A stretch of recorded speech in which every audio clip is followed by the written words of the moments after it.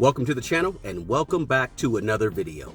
On this quick video, I want to talk to you guys about things that we need to stop spending money on, or at least stop spending so much money on and cut back just a little bit to help our bottom line, which is our income. One of the best ways you can increase your income is to be careful about your expenses. Everybody wants to make more money, but I want us to think about how can we start spending a little less. My name is Eric and I write a blog over at smartmoneybro.com. When you get a moment, check out a few of the blog posts over there. I help ordinary people be extraordinary with their money and their real estate. I also do one-on-one consultations, and I also have free 15-minute phone conversations where you can bounce ideas off of me. You'll find my contact information below. If you're new to the channel, this is your first time coming, please consider subscribing to the channel, and please like the video if you get anything out of it. For those of you that are already subscribed, the channel is really growing and I appreciate it so much. Thank you so much, guys. So let's go ahead and jump into 8 things where we can curb and stop spending so much money on. Number 1 is eating out all the time. According to several studies, the average American spends $1,200 a year on eating at fast food restaurants. Hey, if you want to go have a bite to eat, that's fine, but maybe we should do it a little bit less, maybe half the time. And you can spend that time maybe cooking at home. You know, if you took half of that amount, say $50 a month, and invested it over the course of 30 years at 10% interest, you'd have about $114,000. I know that's 30 years and it's a long time, but that money adds up. There's a very clear reason why there's a McDonald's and a Taco Bell and a Burger King on every single corner in America, because they know that we'll stop there and grab a bite to eat because it's quick and it's convenient. But I'm telling you guys to curb your appetite a little bit. Cook food at home. Stop eating out so much because it's really having a negative effect on your money. It also has an effect on your health as well. So do yourself a favor, stop spending so much money eating at fast foods and restaurants and stopping to get that latte at Starbucks. That little $5, $10, or $15 you spend doing that is eating away at your money. Number 2, the second thing we need to stop spending money on is these impulse buys. And I'm not just talking about at Target and Walmart where they put all the candy and all the stuff they think you're gonna grab right up by the registers, but I'm talking about also online. You know, 63% of all online purchases in 2020 were impulse purchases. So do yourself a favor and curb the desire to have it right now, right then, right there. Impulse buys will ruin your budget and they will definitely eat away at the money you have. Hey guys, if you're getting anything at all out of this video, do me a favor, smash the like button, share the video, and become a subscriber. I'd appreciate it. Number 3, the third thing we need to stop spending money on is late payments and late fees. And I'm talking everything from your credit card, all the way to your mortgage, all the way to your rent, all the way to your electric bill and your gas bill at home. Late fees add up tremendously. There was a recent study that said the average American household spends $925 a year on late fees and late payments alone. Now, those late fees add up. Think about it, $925 is an extra $75 or so in your pocket every single month that you could do other things with. Invest, pay down your mortgage early, or even pay off debt. Number 4, the fourth thing we need to stop spending so much money on is name brand everything. Everything doesn't have to be a name brand. You know, guys, one of the things I did for about 7 years or so is I sold on eBay. I sold over $100,000, mostly from selling shoes online. I would source my shoes by going to places like the Goodwill or the Salvation Army or estate sales or garage sales. And you guys would be shocked at the quality of things that's thrown out and given away here in America. And I say all that to say this: you don't have to always buy the nice, shiny, brand new name brand thing. There's a lot of opportunities for you to get good quality merchandise at a fraction of the cost that some of those name brand things go for. Now, I know we all want to look good and we want to have the nicest clothes and all that.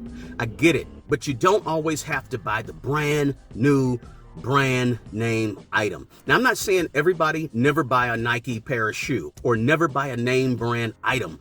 What I'm saying is reel that back in a little bit, and perhaps you can get that same quality in a different brand that doesn't cost so much. A lot of times you're paying just for the name itself, and the quality doesn't always match the actual price. So keep that in mind, guys. Spend less money on your name brand items.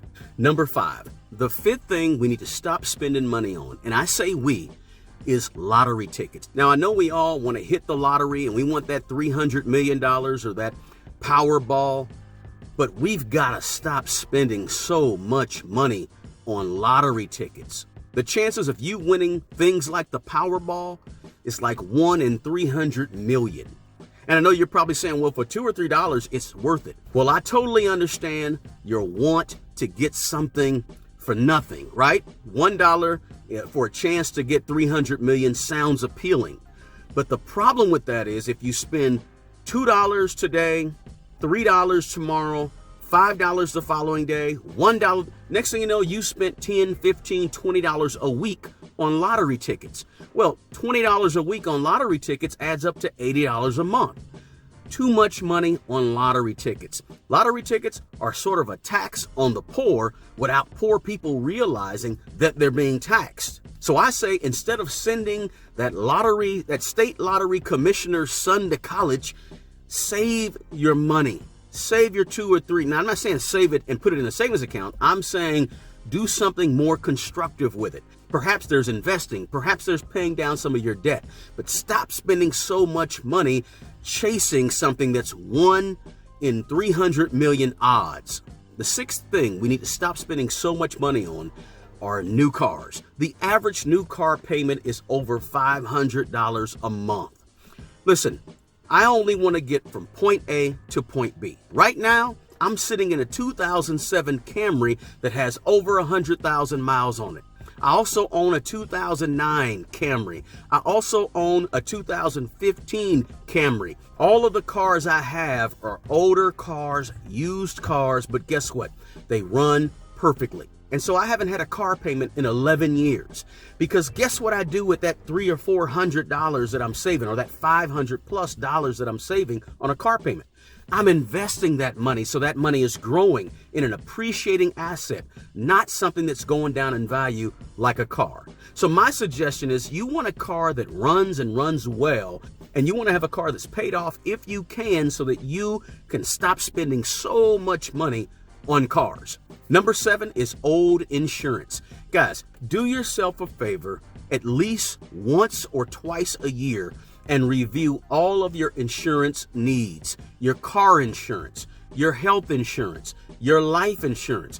You could be losing a lot of money every single year just on car insurance alone. Now, me, myself, I actually did this a couple years ago. I went from one insurance agency that I had had for 15 years, and I finally, after 15 years, shopped around. And lo and behold, I saved myself $150 a month just by reviewing the policy. So do yourself a favor, take a look at all of your insurances, and maybe that's a way where you can stop spending so much money. And finally, number 8, the 8th way we could stop spending so much money is by cheaper, less expensive self-care. Now, there's nothing wrong with taking good care of yourself. I totally get it. But sometimes some of us can go a little bit overboard with self-care. The average American spends about $200 a month on self-care. And I'm talking about nails, hair, barbershops, massages, pedicures, beauty products, you name it. We spend a lot of money on pampering ourselves. There's nothing wrong with taking good care of yourself, but just find some less expensive ways to do it. For example, you could take a great walk on a regular basis every single day. Not only is it healthy, but it's also good self-care. Perhaps you need to get an additional hour of sleep. That's great self-care, and it's good for your body. Perhaps you need to eat better, eat more healthy, less sugar. Again, that is a form of self-care because you're taking better care of yourself. And it doesn't cost an arm and a leg to do it. Also, maybe you can read a good book. Maybe you can find a nice park and just go sit. Listen, I know some of those suggestions may sound a little far-fetched or silly to some of you guys, but you'd be surprised at how inexpensive it is to truly take good care of yourself, your body, your mental health, your spiritual health. All those things really don't cost as much money as you would imagine. So do yourself a favor, stay out of the Starbucks, save that money. Maybe you don't have to go to the barbershop every single week. Maybe you don't have to get your pedicure once a month. Listen, you got to take control and have responsibility on managing what self-care looks like for you. But I'm saying perhaps you can find some inexpensive ways to do it. Hey guys, those are my 8 things that we all need to stop spending so much money on. If you got anything at all out of this video, do me a favor, smash the like button, subscribe to the channel. Hey, the best person to take care of the old you is the young you. Take care of yourself and take care of other people. Until the next video, peace.